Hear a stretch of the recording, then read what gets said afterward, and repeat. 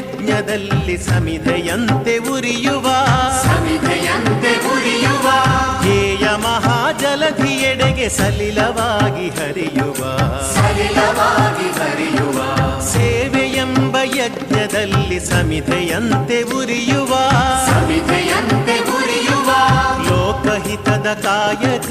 ನಾಡಿಗ ಭಯದಾಯಕ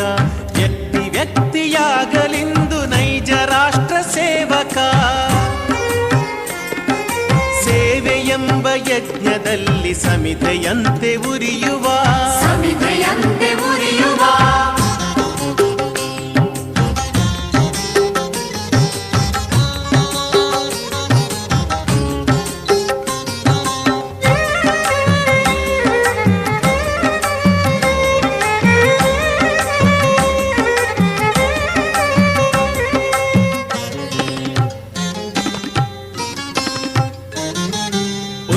ನೀಚ ಭೇದವ